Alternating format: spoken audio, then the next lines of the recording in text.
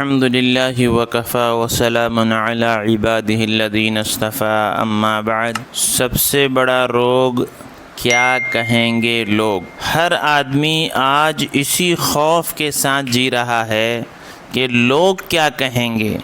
اس کی اپنی کوئی سوچ نہیں، اس کی اپنی کوئی منزل نہیں، اس کا اپنا کوئی گول نہیں، اس کا اپنا کوئی ویژن نہیں، صرف اسی میں ہے کہ لوگ کیا کہیں گے، لوگ کیا کہیں گے، لوگ کیا کہیں گے، لوگ کیا سوچیں گے۔ اگر یہ بھی ہم سوچنے لگے تو پھر لوگ کیا سوچیں گے۔ ہر موقع پر آدمی اسی خوف کے ساتھ پوری زندگی گزار رہا ہے کہ لوگ کیا کہیں گے۔ اگر میں نے حجاب پہن لیا تو لوگ کیا کہیں گے، اگر میں نے داڑھی رکھ لی تو لوگ کیا کہیں گے، اگر میں نیک بن گیا تو لوگ کیا کہیں گے، اگر میں نے شادی میں اچھا شادی ہال بک نہیں کیا اور معیاری شادی نہیں کی اور 20 قسم کا کھانا نہیں رکھا تو لوگ کیا کہیں گے۔ اس کے لیے چاہے مجھے مکان بیچنا پڑے، پلاٹ بیچنا پڑے، رشوت لینا پڑے، جھوٹ بولنا پڑے، لوگوں سے قرضہ لینا پڑے، سودی پیسے لینا پڑے، حرام میں مبتلا ہونا پڑے، سب کروں گا، اس لیے کہ لوگ کیا کہیں گے۔ میرے پاس گاڑی اچھی نہیں ہے، لوگ کیا کہیں گے۔ میرے پاس مکان اچھا نہیں ہے، لوگ کیا کہیں گے۔ خالی لوگ کیا کہیں گے، لوگ کیا کہیں گے، اس چکر کو چھوڑ دیجئے، اس لیے کہ آپ لوگوں کو خوش نہیں کر سکتے۔ سارے لوگ تو اللہ سے بھی خوش نہیں ہیں، سارے لوگ تو نبی سے بھی خوش نہیں ہیں، اور کہنے والے کہتے رہیں گے۔ کسی کا آستانہ ہے اونچا اتنا کہ اونچا ہی رہے گا، ہنسے جانے سے جب تک تم ڈرو گے زمانہ تم پر ہنستا ہی رہے گا۔ آپ لوگوں کو سونے کی پلیٹ میں کھانا کھلا دیں تب بھی لوگ آپ کو کہیں گے۔ آپ خدمت کرتے کرتے اپنی ہڈی چمڑی ایک کر لیں تب بھی لوگ آپ کو کہیں گے۔ آپ کا ایم، آپ کا گول آپ کے سامنے ہمیشہ یہ رہنا چاہیے کہ اللہ اور رسول کیا کہیں گے۔ لوگوں کے کہنے کی پرواہ نہ کریں۔ صحابہ، اللہ والے، نیک صالح، متقی، پرہیزگار، کامیاب لوگوں کی زندگی اٹھا کر دیکھ لیں کہ ان کے سامنے شریعت تھی، ان کے سامنے اسلام تھا، ان کے سامنے اللہ رسول کے احکام تھے کہ زمانہ کچھ بھی کہتا رہے، کسی کے کوئی ملامت کی پرواہ اللہ اور رسول کے حکم کے آگے نہیں ہے۔ لوگ روٹتے ہیں تو روٹھ جائیں، خاندان چھوٹتا ہو تو چھوٹ جائے، اور ملک چھوڑنا پڑے تو بھی چھوڑیں گے، اور جو قربانی دینا پڑے وہ قربانی دیں گے، لیکن اللہ رسول کے حکم کے مقابلے میں کسی کی پرواہ نہیں کریں گے، لوگ چاہے جو کہتا رہیں۔ ایک گدھے کا واقعہ مشہور ہے جس سے ہمیں یہ پتہ چلتا ہے کہ لوگ کسی حال میں بھی آپ سے خوش ہونے والے نہیں ہیں، وہ ہر حال میں آپ پر کچھ نہ کچھ کمنٹس کرتے رہیں گے۔ ایک مرتبہ باپ اور بیٹے دونوں سفر میں جا رہے ہیں، تو باپ نے ایک ہاتھ میں گدھے کی رسی پکڑی اور دوسرے ہاتھ میں بیٹے کا ہاتھ پکڑا، اور اب چلتے ہوئے جا رہے ہیں۔ لوگوں نے دیکھا تو دیکھ کر کہا کہ کتنے بے وقوف ہیں، سواری ساتھ میں رکھ کر دونوں پیدل جا رہے ہیں۔ تو اب باپ نے سوچا کیونکہ بیٹا 10-12 سال کا ہے، اس کو گدھے پر بٹھا دیں اور خود پیدل چلیں، تو بیٹے کو گدھے پر بٹھایا اور خود پیدل چلنا شروع کیا۔ اب لوگوں نے دیکھا تو کہہ دیں دیکھو کیسا نالائق اور نافرمان بیٹا ہے کہ باپ پیدل چل رہا ہے اور بیٹا گدھے پہ سوار ہے۔ تو اب انہوں نے کیا کیا کہ بیٹے کو نیچے اتارا اور باپ سوار ہو گئے۔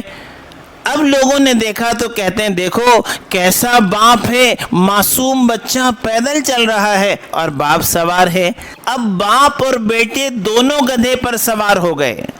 اب لوگوں نے دیکھا اور کہا دیکھو کیسے ظالم ہیں کہ گدھے پر ظلم کر رہے ہیں کہ دونوں کے دونوں سوار ہو گئے۔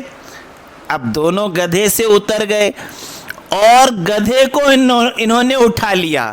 تو اب لوگوں نے کہا دیکھو کیسے ظالم ہیں، سواری ساتھ رکھ کر سواری پر سوار ہونے کے بجائے سواری کو اٹھا کے پھر رہے ہیں۔ تو دیکھا آپ نے کہ لوگ کسی حال میں خوش نہیں ہوں گے۔ آپ یہ سوچنا چھوڑ دیجئے کہ لوگ کیا کہیں گے، اس خوف میں جینا چھوڑ دیجئے کہ لوگ کیا کہیں گے۔ آپ اپنی منزل ڈیسائیڈ کیجئے، آپ اپنا گول ڈیسائیڈ کیجئے، آپ اپنے سامنے شریعت اور اسلام کو اور اللہ کے احکامات کو رکھیے، لوگوں کی پرواہ کرنا چھوڑ دیجئے۔ یہ جو کہتے ہیں ان کو کہنے دیجئے، آپ صحیح راستے پر رہیے۔ کبھی یہ بھی سوچا آپ نے کہ اللہ کیا کہیں گے؟ میں شادی میں فضول خرچی کروں گا، میں حرام کمائی کماؤں گا، میں اپنی عیش اور عشرت کے لیے رشوت لوں گا، میں اپنے چھوٹوں پر ظلم کروں گا، میں اپنے پڑوسیوں کے حق ماروں گا، میں اذان کی آواز سن کر مسجد میں نہیں جاؤں گا، میں قرآن کو کبھی نہیں پڑھوں گا، میں تقوی، تواضع، عاجزی، انکساری کو اختیار نہیں کروں گا، تو میرا اللہ کیا کہے گا؟ میرا مرنے کے بعد کیا ہوگا؟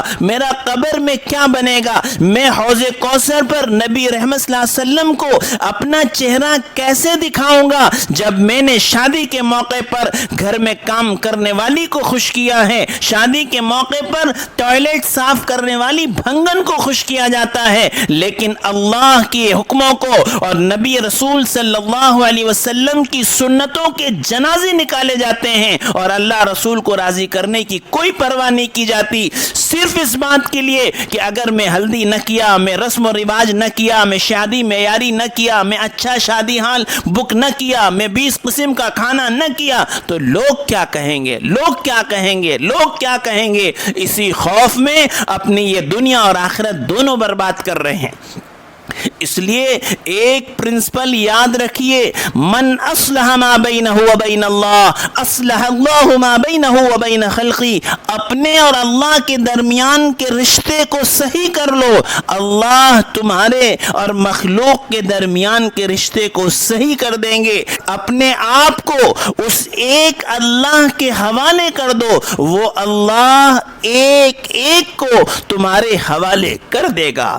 اس لیے اس خوف سے باہر نکلیے، اس سوچ سے باہر نکلیے کہ لوگ کیا کہیں گے، بلکہ ہمیشہ اپنے سامنے یہ رکھیے کہ میرا اللہ کیا کہے گا، رسول کیا کہیں گے، آخرت میں کیا ہوگا، مرنے کے بعد کی زندگی میں کیا ہوگا، لوگ کیا کہتے ہیں کہنے دیجئے۔ جب ہاتھی چلتا ہے تو 4 کتے بھونکتے ہیں، ہاتھی ان کی وجہ سے چلنا نہیں چھوڑتا ہے۔ آپ لوگوں کے کہنے کی وجہ سے شریعت کو مت چھوڑیے، اسلام کو مت چھوڑیے، اللہ کے احکامات کو مت چھوڑیے، آخرت کی فکر کو مت چھوڑیے، حلال کمانے کو مت چھوڑیے، سادگی کو مت چھوڑیے، تقوی اور طہارت والی زندگی کو مت چھوڑیے، اپنے آپ کو شریعت کا پابند بنائیے۔ اللہ تعالیٰ سے دعا ہے اللہ تعالیٰ ہم سب کو ان باتوں پر عمل کی توفیق عطا فرمائے۔ وآخر الدعوانا ان الحمد للہ رب العالمین۔